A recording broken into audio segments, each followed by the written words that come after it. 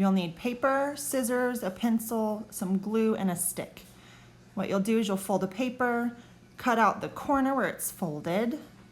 You'll, on one side, draw part of your design. On the other side, you will fill in your illusion, so whatever you want to show up when you rotate your picture. I've found the darker your colors are, the better. This one wasn't super dark, so it's a little hard to see when I'm doing my illusion.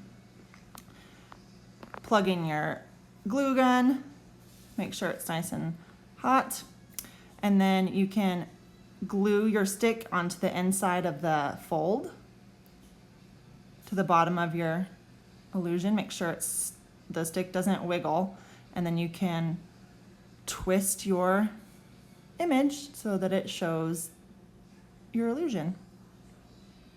Can't wait to see what you come up with.